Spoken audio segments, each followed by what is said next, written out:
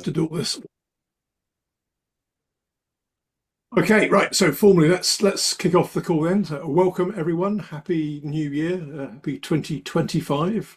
Certainly last year seemed to go past in a bit of a blur with hindsight, but there you are. I suppose that's probably a good thing. Lots happening.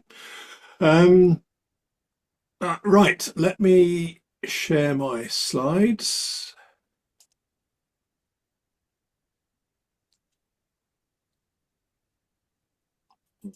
So let me just try that again. Hang on.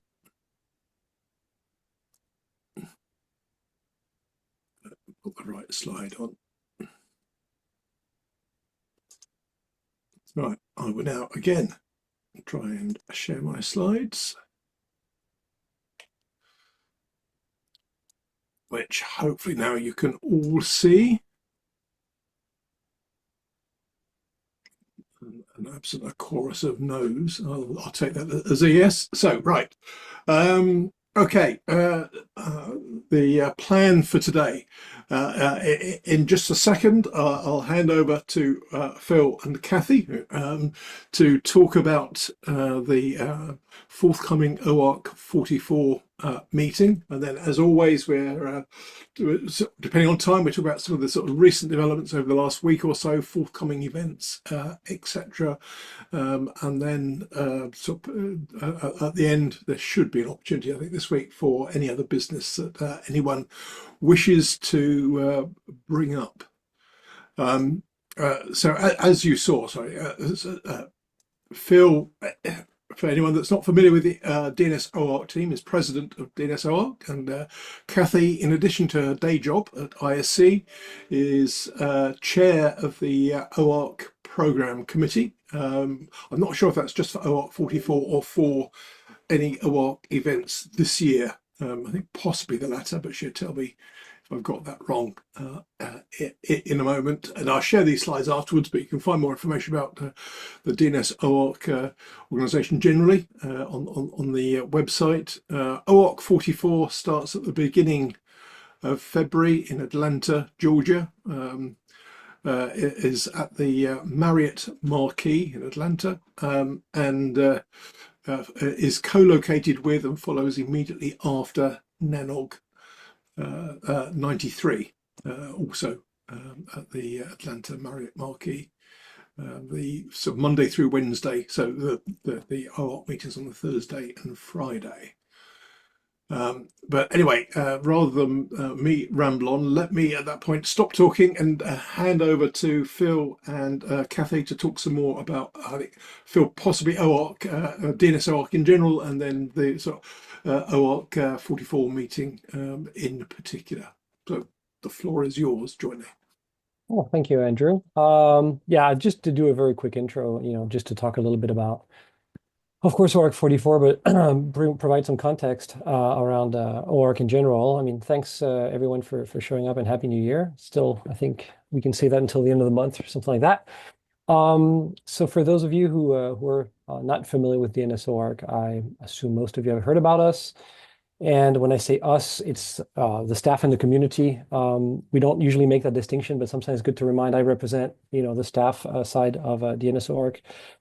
Which is a small nonprofit, which has been around for now one shape, one form or another for more than 20 years, originally out of ISC as a trust group, and grew into, I would call it the trust organization, or the trade organization around all things DNS. And when I say DNS, I try to say DNS and not domain names. Oh, it's interesting because the mirroring is not happening in mine. So, okay, I guess I'll have to unmirror it later, but thanks for the heads up.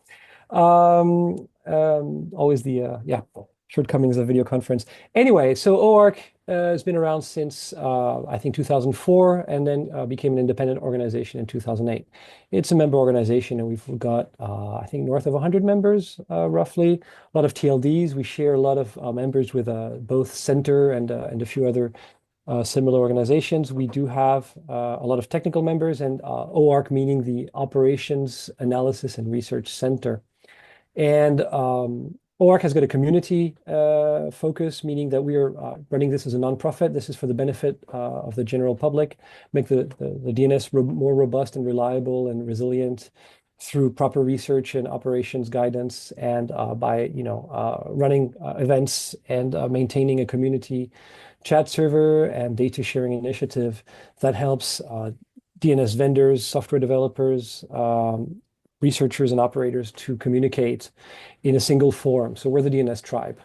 And if you've ever been to an ICANN meeting, you'll note, and OARC as well, you've noticed the difference is that the technical focus is much more present within OARC. It's very much about research and operational concerns with the data to back it up, which Cathy will talk about a little bit more in a minute. One of the things I can let you know is that we've had a couple of great events last year. We had Charlotte in February, and we had Prague in October. And some of you might be wondering, why are we already having another OARC? You can't have too much of a good thing. The reality is we had some logistics issues that made it that we had to reschedule OARC 43, which should have happened in Latin America and suddenly took place in late October, providing our staff and program committee with an unneeded rush last minute to get things off the ground, and with the challenge of putting together not only a new program, but also putting together a new program committee. And so therefore, we were suddenly, end of October, early November, realizing we had this challenge. And Cathy, who's going to be taking over from me in a minute, is our new program chair after Peter from ISC also originally was the previous chair. And we are now very thrilled to have Cathy in charge of herding the cats in the program committee. So Cathy, in a minute, what I wanted to say is that we also have some changes in our program committee charter, in that we now have a 4 event roster, rotating events, what do you call it? Programs, so that we actually have program committee members that are overlapping across terms to provide some more institutional memory and maintain some of the, what do you call it, wisdom that the program committee builds up over time. So that's it for me right now. I'll let Cathy take over. We'll be chiming in, and we realized as we were preparing this call earlier that we're probably going to be going back and forth over this, that it's going to be more of a conversation than any kind of slide work or presentation, because this is not a marketing event. This is definitely to what do you say, tease your appetite about the upcoming OARC and make you feel like signing up. All right, Cathy? Okay. I was just going to comment that what happened when you and I were talking about it, and what we were going to say, was that actually us two having a conversation about what it is and what we're going to do would actually have made quite a nice webinar. But there we go. It's recorded. So. Hi, I'm Cathy, and I'm the new program chair. I did do a previous year on the program committee before taking over as chair, which means that there is some continuity. In fact, there is a little bit of continuity between last year's program committee and this year's. And to answer Andrew's question, my tenure on the program committee is just 1 year, because I've already done a year, and that's part of the new charter where we're trying to do it for 4 conferences, but with a switchover after every 2. So you have half the PC then up for re-election at the end of each year, as it were, because there are 2 conferences or 2 workshops per year. So the program committee is a viable number, not too many, not too few. It actually has quite good diversity across the business of DNS. So we have academics, we have software providers, we have operators. Basically, we have a good view and a good insight into what people are likely to be interested in the community. Our role, or our remit, is to select and prepare the content for the workshops. The workshops are run by OARC itself, but we are the people who try to encourage people to submit, and then select from what's been submitted what we think will make a good and interesting program. I have to say, I'm really, really excited about being co-located with NANOG, because I think that will give us the opportunity to bring in a few more operators. And to that end, we have tried very hard to focus on material and content for this next workshop that will be of interest to operators, not just researchers and developers and other people. So try and make it a little bit more back to the operational side. So I'm excited about that. Of course, we don't want to lose the quality of the content that is submitted. So we want good researched information, but we also want relevance to actual practical operation at the same time. So making sure that we've got both within the content that we're putting forward. If you're coming to NANOG, we're hoping that people who are coming will look at OARC and see things of relevance to them and will be encouraged by what we're putting forward in the programme to sign up for OARC 44 as well as NANOG 93. So crossing fingers here and hoping.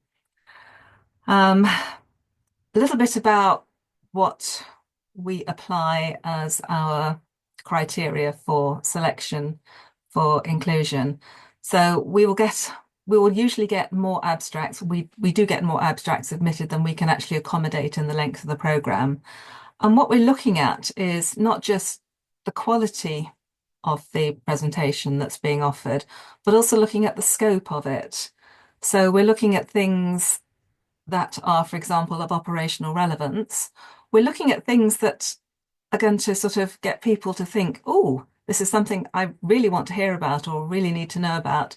And we will sometimes, maybe a little bit meanly, introduce topics where, you know, you really ought to know about this, even if it hasn't occurred to you to think about it until we presented it to you as a topic in the programme.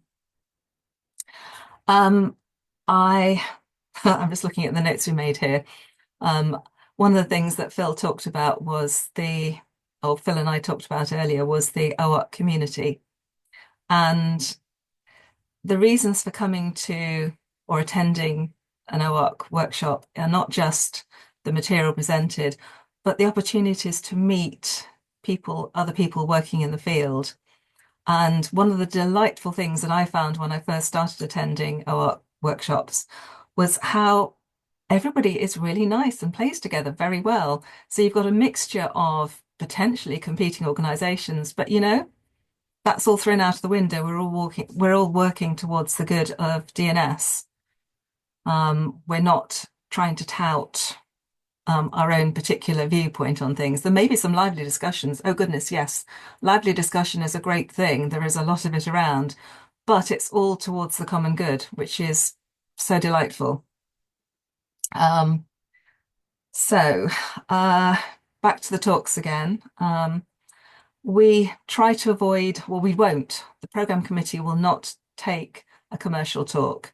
We're not in the business of taking a talk that is, hey, we've got this brand new product and here you are and this is what it delivers and this is where you can get it from. We might, on the other hand, take a talk where there is a lot of sensible operational analysis about a problem and a solution has been developed, and this is why you might be interested in this as a solution to your operational problem. Not as a sales talk, but as a solution. Does that make sense? I hope so. So what I said I would do, and I hope that this is of interest, is I would run through briefly, and this is very, very, very draft. We have all the material that we've so far accepted for OARC 44. You can see it listed on the OARC 44 site. So if you want to go and get a little bit more detail about precisely what content is going to be there, that's the place to go. But I thought I'd run you through what we've put together as a draft layout for the sessions so that you can see quite how we grouped things and selected things. So we're going to open with what I call a crowd pleaser. But it's the content of the first session on the first day is about how DNS really affects the end user experience. And there are two presentations that we hope to have there. One of them is a real life story of forged DNS answers and how the people experiencing that did their research. They had to write a tool to do it, to find out what was going on and why they were getting these forged answers back to their end users. Phil, you were going to say something on that one. No, sorry. That's just my microphone should have been muted. So that's the first session. So an opener on interesting operational stuff. Day one, session two. This is three presentations that are about implementation choices for DNS operators. So how do you do this thing? How do you, for example, scale up and scale down? So it's about portable name servers is one of them. Another one is about what is the most effective way to propagate or to get effective zone content propagation through your authoritative servers. And this one is looking at studies on how fast zone transfers take or zone content takes. Another one is looking at monitoring DNSSEC effectively. So all operational focused. The third one, and Andrew may have something to say about this. The third one is a set of three talks about focusing on HTTPS and ECH. So that's encrypted hello. Who is using it? Why they're using it. So the who and the why, and then also some considerations for operators, what you need to be aware of, the pluses and the minuses of this new protocol, new technology. So that's going to be quite interesting. I suspect there may be some disagreements going on that one. So read the chat, folks, because that's where a lot of the stuff happens. Session 4, and I'm hoping Phil will jump in here at some point. Session 4 is going to be talking about best practices. What they are, do they matter? It's introduced, or as I said earlier, served with a little side salad of a bit of information about ServStale and why you might want it and what the pluses and minuses are, and operationally, how to configure it. And we've also got another challenging, very short talk about packet sizes, because there's a lot of best practice information about packet sizes. And this is a real life look at, okay, so we've got these, but here are some of the drawbacks. Here are some of the pluses and minuses. So Phil, your view on best current practices, please. Well, so this is, putting on my staff hat. Obviously, I'm trying to do several things here as I started at OARC a year ago, taking over from Keith Mitchell, who'd been running the organization for quite a number of years. And there's a number of things we do at OARC which are kind of implicit. And when I say we do, it's that the question is really who's responsible for it. And organizing the events is one thing, but credit the excellent events we've been having, credit goes to our community, to our members as well. As some of you know, you can become an OARC member. If you haven't done so, please become a member. But the community provides this fantastic peer-reviewed program committee, volunteers. And one of the things I was looking at is when I came in is why are we not leveraging more of this community to help guide operators? I mean, we do have the first letter is the O in OARC is operations, and thinking about if we could in some way, if not, I wouldn't call them, I don't think OARC has a role in writing or editing a list of BCPs, but maybe going out there and finding out what kind of best practices are there around the DNS. And this is not only about operations, this is also about content.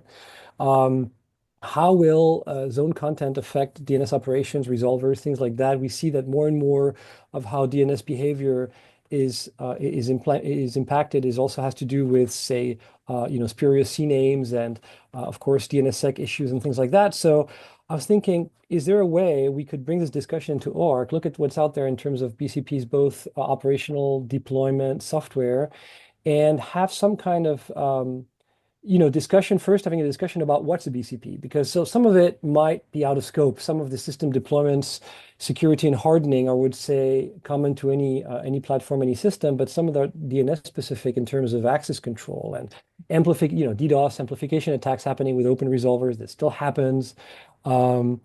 Spoof dancer, things like that. What about in terms of software diversity? Some of you might know about ICANN's kindness initiative, and then I realized, well, ICANN's not an operator forum, at least it partly is, but OARC's really the place where we should be discussing these things. So can we look at what's out there in terms of BCPs? And the idea will be for 44 to have a panel discussion around could we agree on what the scope of a BCP is, what constitutes a BCP, does everybody want to implement them? Small operators, large operators will have different needs, will have different priorities.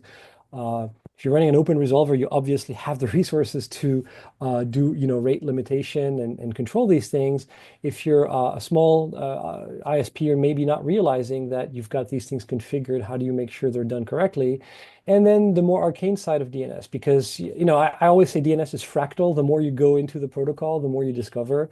And I'm thinking, could we leverage that? Could we, and bring that to an event, just like Cathy highlighted, have some topics around this, and maybe even get some people to come and talk operators about how they would recommend some of the people running DNS should configure things. So, that's as much influence as I can have as a staff member. I try to influence, but light touch, and of course the community will be ultimately judging whether or not this is useful to them. So this is a bit of an experiment, but we're very much looking forward to it. Adding to that, it'd be really interesting to hear from the community what they would like to hear about. Not just sort of, we're asking for talks, but you as a community, what talks would you like to hear presented? What information would you like to have at the workshops? Okay, so moving on anyway, that is the end of day one. I'm pretty sure at the end of day one, there's going to be a lot of discussion over the evening following. I can't believe that that's going to go away and lie down quietly. Day two, we are opening with a look at the bad things that happen. So doing bad things or having bad things happen to you via the DNS. And it's a mixture, the session is a mixture of practical stories and research in the field of DNS abuse. So that's going to be an interesting start of the day. Hope you don't have hangovers. Day two, session two, two slightly unrelated things that we put together, but they're both around traffic analysis. So tools and techniques, finding out what's going on, how are your resolvers being used, for example, are they being used for tunneling? The sort of things that you might need to know about but don't know how to find out. Well, this is where to come for that. Day two, session three, after lunch, a set of discussions on how to prove, or how more effectively to use DNS-SEC to prove that something doesn't exist. I mean, proving that something does exist is easy. You've got a thing, you can sign it. Proving that something doesn't exist is a little bit more complicated for those of you that don't or are not familiar with DNS-SEC. And it's also can be quite costly in terms of encryption and validation. So there are a couple of things afoot in that field trying to make proof of non-existent better. So that's what the third session is about. Session four is, and this is the closing one, is your typical miscellaneous stuff, because not only do we have some interesting but not clearly related to each other talks going in there, but we also, that's where we have the lightning talks, which are submitted right up to the end of day one. And then we choose the best 4 or 5-minute lightning talks, and we present them to you at the end of day two, which is all very exciting because I have no idea what's going to end up in there at all, but I'm hoping it's going to be really fun and exciting. So that's a quick rundown on how we hope to run it. As I say, this is completely draft because there are too many other things that might come into play between now and then, but that's what we're hoping to have. And I'm looking at what Kurt is writing, saying, I'm dreaming of a simple DNS-SEC validator app. Okay. Phil, is there an OARC social on Thursday evening? There very likely will be. I don't know the details yet, but we absolutely will have a social. That's one of the things I wanted to get back to, is that one of the reasons for attending OARC is obviously we have excellent remote participation thanks to our Mattermost platform. It's very much, a remote on-site event you have to attend, but remote participation is made possible by the fact that even the in-room participants use the Mattermost chat platform to interact and ask questions. And so we were keeping it really, it's pretty much in tone with the rest of the year, the kind of discussions we see on our public Mattermost channel, since events are basically public. You just have to sign up to the event to get access to it. Really, the social is going to be on Thursday. I don't know exactly the nature of that. That's going to be have some details as soon as we can to get people to sign up for that. That's usually an additional cost, but we're also nonprofit. We're trying to run things, as efficient as possible, but it's usually not very expensive and very much worth it. And of course, all the other side meetings and all the other breaks you'll be attending and participating in during the OARC conference are absolutely worth it. Now, one of the things also I do want to mention is that as we've been starting for a couple of events now, we've put together a mentor-mentee initiative. So as we try to bring some diversity and some fresh blood into the DNS community. I'm not going to say that we're an aging community, but in some ways, the number of people who are really focused on DNS and don't see it as just some kind of byproduct of the web or some kind of integrated library and realize it's something much more complicated, and get some new engineers on board to realize that this needs some proper attention. So we're doing this, we're helping newcomers make the most of their OARC event by having a mentor-mentee assignment where we have several mentees who will be attached to a mentor who will provide them with some general introduction, questions, introducing them to people, finding out their field of work, trying to match them up with other similar people, and maybe going out for a drink and having a chat. And so we're working on that as well for 44. And the idea is that you come into this community, which is already very welcoming. I mean, several of our community members call this their tribe, really, and hopefully bring some more into the fold and realize why OARC is such a useful event and organization to the DNS in specific, but to the internet in general. So yes, more details on the social as soon as we have that. Yep. We mentioned when we were talking that we're quite interested that there are some definite boundary issues between what DNS-OARC does and DNS as opposed to naming. I think we talked about earlier, didn't we, Phil? Yeah. And the difference between naming policies and DNS that uses the names.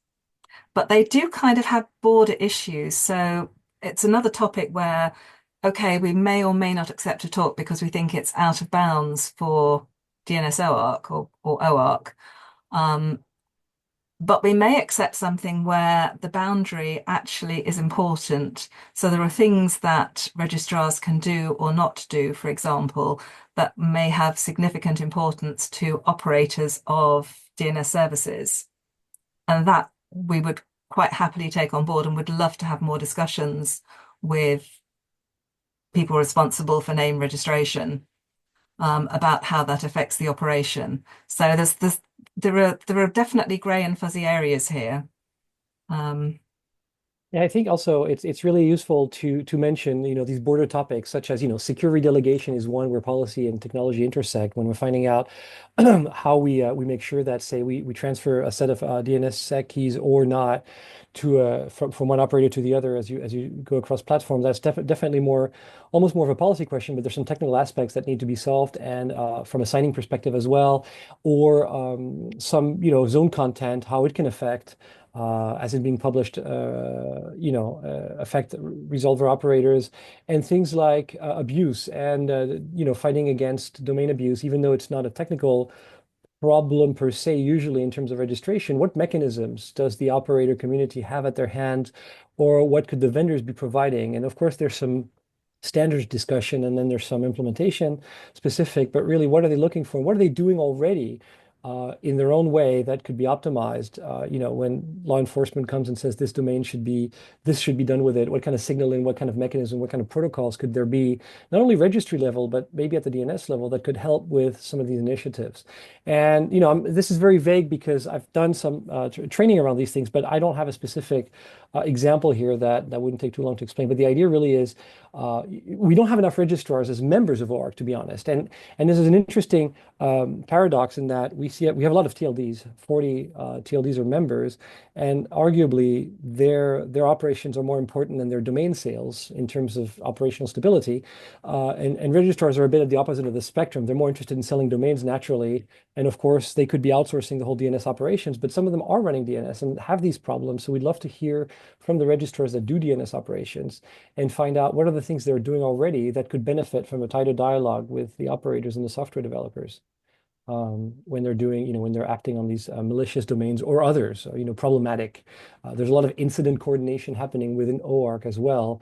De facto, we're the platform where people discuss issues and bugs and vulnerabilities. It's happening in some of our channels.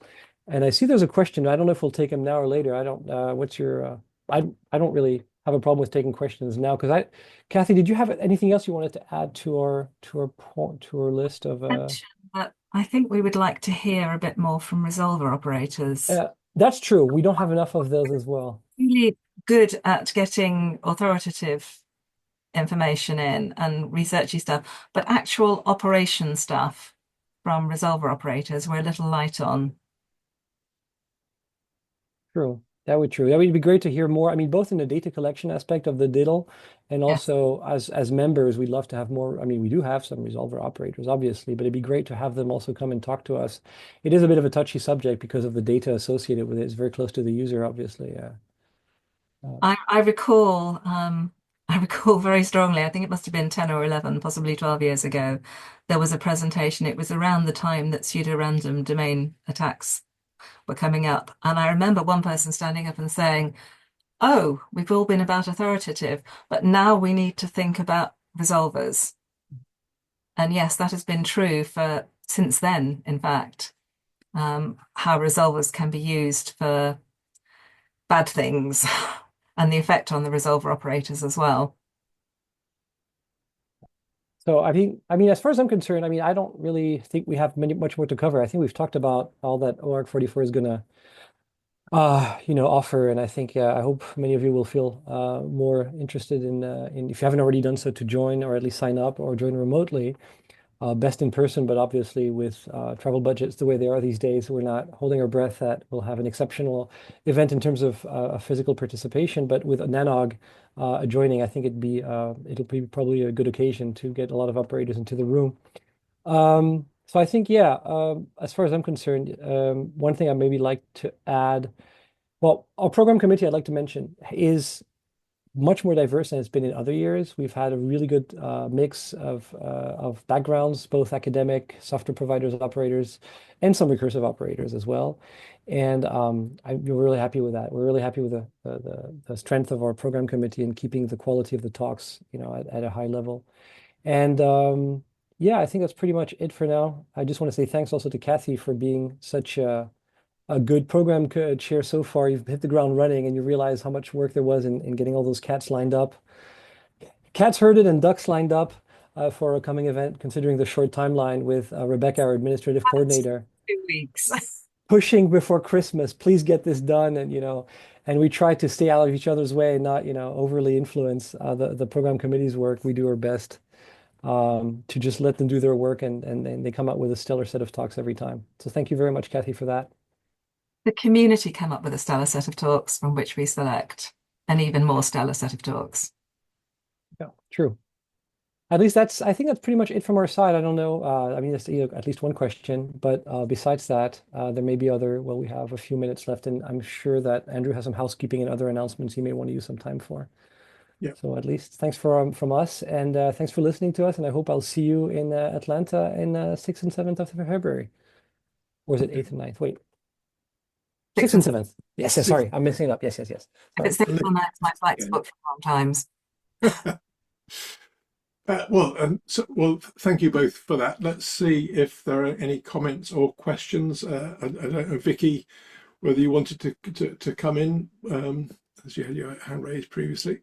Yeah, I'm sorry. I didn't mean to interrupt you, Phil. It wasn't a very important comment, but one thing that I observed I used to attend ICANN. I've stopped in recent years, but for the DNSSEC day, they would typically go out to the local CCTLD and invite them to come in and talk about their experience with DNSSEC. And it occurs to me, most of these people, I would say, were fairly reluctant presenters. It was easy to identify them because you had a location and there's a CCTLD associated with the country that you're in. So might have made it a little bit harder for them to squirm out. But I guess what I was thinking, it's easy to suggest, it's much harder to do. When you were talking about the the registrars. I was just thinking, you know, actually going and asking them to present might be effective, because since these people aren't really particularly involved in OARC today, they're not going to just pop up and suggest a talk, but to say, look, the attendees of this event, the community around this event is interested in hearing from you, might actually prompt them to go and give a talk. And you did point out they're fairly marketing oriented, and perhaps I would pitch it as, you know, marketing opportunities. I don't know what exactly, but you know, I think that part of the problem is the people that get benefit from OARC and continue participating, as you're right, it's a little bit of a you know, DNS Insiders Club, and it may require some proactive going out and, you know, tapping people on the shoulder and saying, hey, we would really love to hear from you. I don't know, you know, how the group that has been organizing DNSSEC Day did that, but I will say they probably had an easier, maybe somebody else here knows, but they, you know, maybe Ed knows, but they probably had an easier path because there was an obvious CCTLD for every meeting. But I think I did mention to Cathy, you know, in Atlanta, we've had participation in the past from, I think it was Delta Airlines, and a few other, you know, big enterprises that are in the area that don't normally participate. And like I said, it's much easier to suggest it than it is to do, but, you know, maybe some sort of effort to try to reach out to organizations associated with the location in the future might help. Because probably the kind of people that would be interesting to hear from don't consider themselves DNS experts, wouldn't think about presenting, but honestly, we need to hear more of these stories from the trenches, you know, from people who are struggling. Anyway, that's my comment. Thanks a bunch. That's really good input. Mhm. I suspect that the people who don't see themselves as DNS operators are because they are sysadmins who operate everything, including the DNS. And so it's just one bit of what they do. But they might have a very interesting story to tell about what happened or what they're planning to do with their DNS that would be very interesting to other people in the same position. Right. The problem, of course, is going to be that everybody's afraid of disclosing anything that might indicate a vulnerability or a, yeah. I don't know the solution to that. At some conferences that I've attended, like MOG in particular, you know, they have sessions that are not recorded and that are, you know, Chatham House rules, whatever. You know, you may be able to offer some kind of in the future. It's too late for Atlanta, but you know, if you would be willing to give a talk, but you're concerned about it being published on the internet, you could offer a private type of session. That happens in the bar.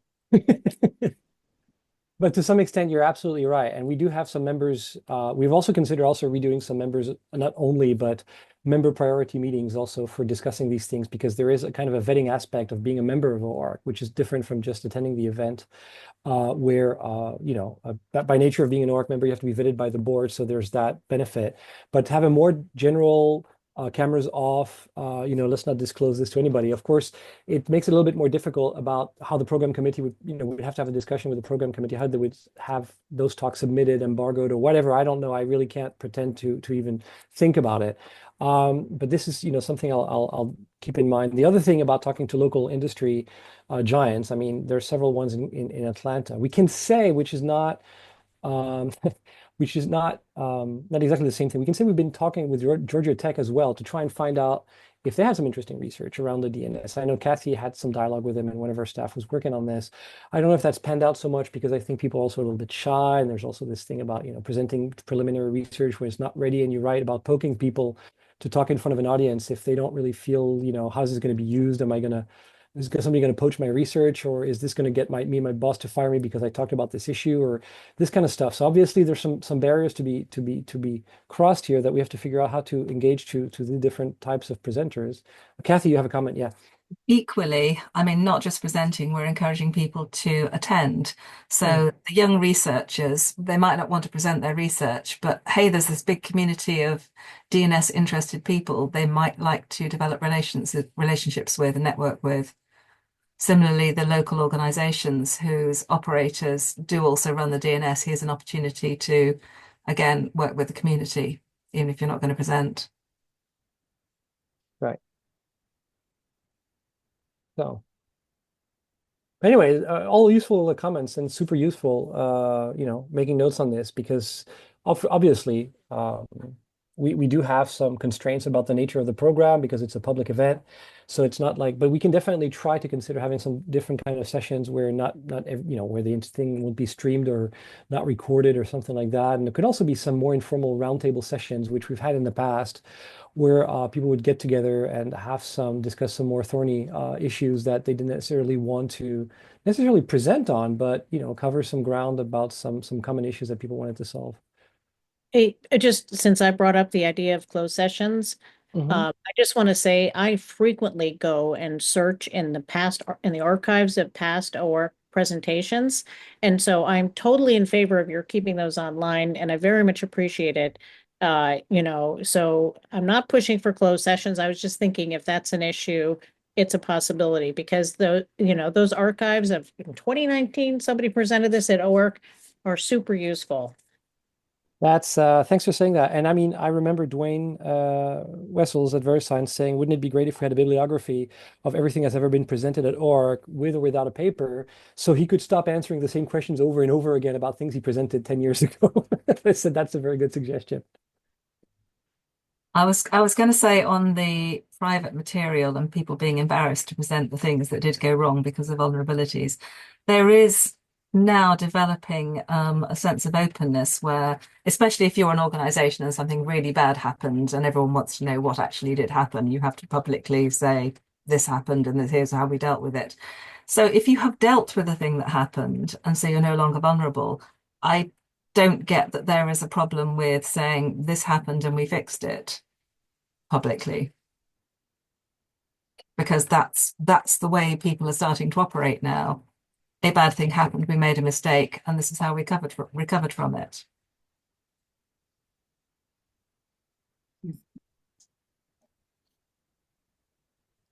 All right. Well, just keep an eye on the time. So should I just prompt to see if anyone else wants to come in with any comments or questions for Phil and Cathy? Now would be a great time to do so. I think you've already picked up a few interesting ideas for the future anyway, but I don't know if anyone else wants to come in with anything.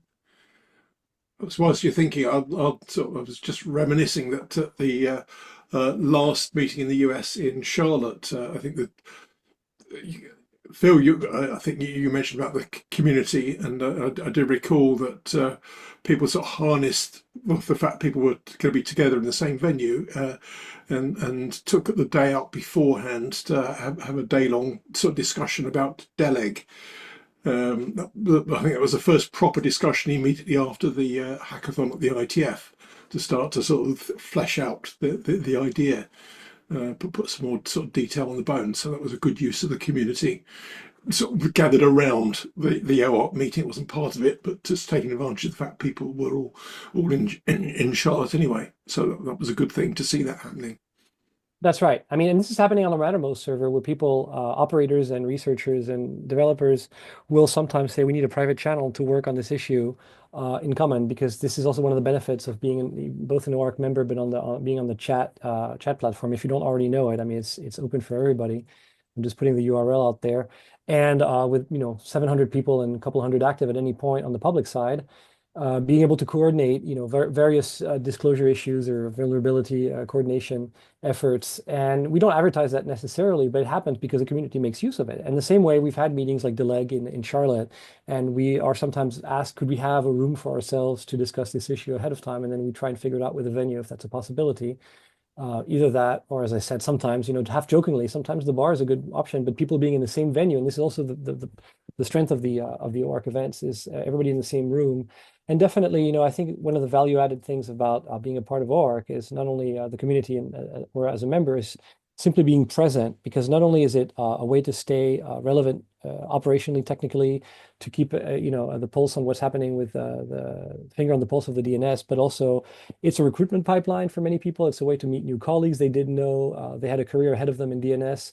For some younger engineers to figure out, wow, this is fascinating. I mean, all this stuff, just below the ice that we didn't really know. We thought DNS was about this. And yeah, I mean, in general, just show up and participate, be a part of it, join the community, and hopefully we'll see you there. Yeah, Cathy?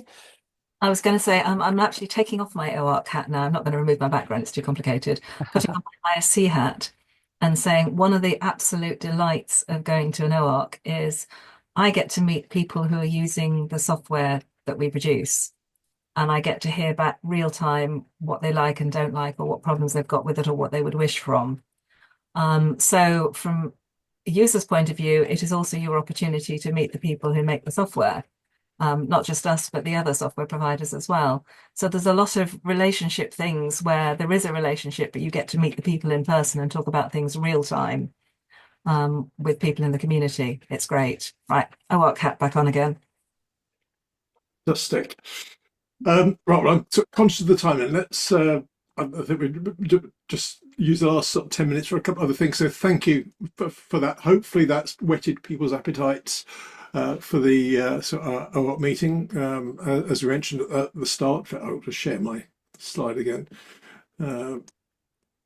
It's sort of not so far away, only what, four weeks or so, start of next month. So reminder for anyone that's planning to go, if you haven't registered already, don't forget to do so. And then it should be a good discussion in Atlanta. Quite a nice hotel from what I recall, the Marriott Marquis. The Mission Impossible Hotel. Yeah, it's certainly got a very high atrium all the way to the top, however many floors it was, which is quite impressive. Fantastic. Well, thank you, Cathy and Phil, for coming on and talking about that. And as I say, hopefully that's whetted people's appetite for the event, including a fascinating discussion on the encrypted client hello, and when you might not always think that encryption's a good thing, to pick up on a point that Phil made in the chat, but he'll have to come to the presentation for that. Okay, right, let me just briefly move on in the last few minutes. Even though we've all been off, stuff's still been happening out there in the world. I'll just highlight a few things from the weekly headlines email, in particular to draw your attention to. So first one seemed entirely appropriate to highlight was sort of helpfully titled, DNS is too critical to fail, the threat of AI-enabled attacks on the DNS. So both talking about the DNS and AI, which are definitely going to be, I think, the theme of this year, as it was pretty much last year. Interesting article from Susan Brown of Zortech, just talking about the threat posed to the DNS from AI-enabled attacks. And it followed, in my head at least, very nicely from an article at the back end of last calendar year to about whether there could be systemic flaws in DNSSEC. Yeah, both of those are worth a read. And I'm not sure, I'll have a look to see if that's accessible other than through LinkedIn. I don't know is the answer. It was posted on LinkedIn, but I'll take a look post-call and see if it is. So that was the first one. I'll just highlight a couple of others. Interesting, obviously this time of year we tend to see a lot of companies publishing their predictions for the year ahead. I was quite interested to see DNS Filter, they did that, but they also did a review of how their predictions for 2024 had fared. which I thought was a really good thing. So yeah, it was good to see that. Well done them.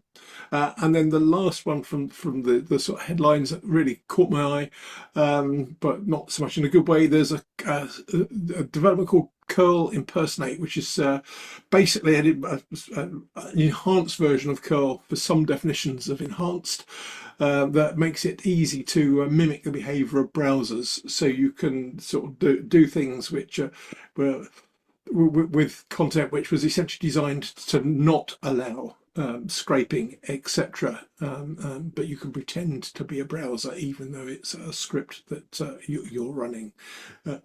So whether that's a good development or not depends on your point of view. And then the final one, actually, on the bottom of that screen, just for fun, I was interested to see Paul Vixie, well-known DNS luminary, sharing his thoughts on an email standard and the need for the ITF to publish a BCP on the topic, since Phil was talking about BCPs just a few minutes ago. The other thing for I thought it was just for fun to mention, it's the Consumer Electronics show in Las Vegas, even as we speak. It's the second of the two press days at the moment.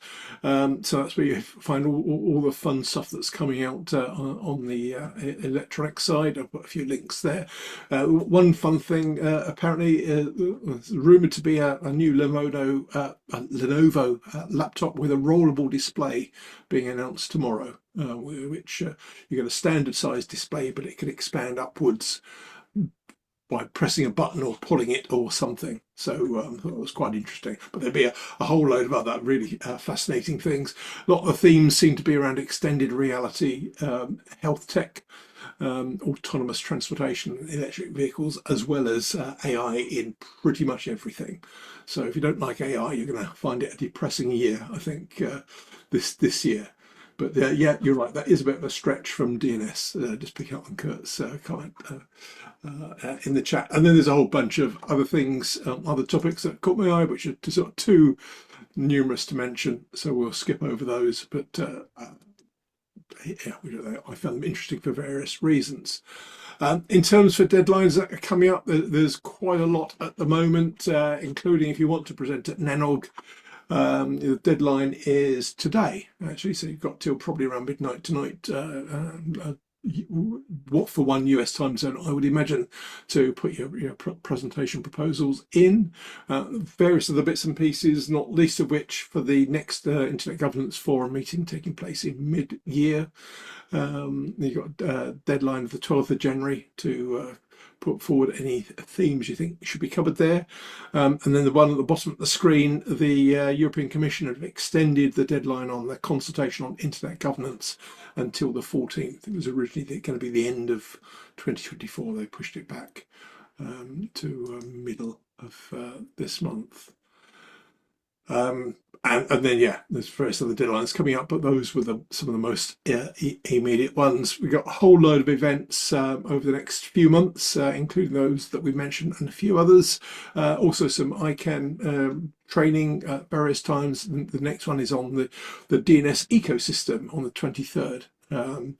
These are all online events, so if that's of interest, you can click to register for that.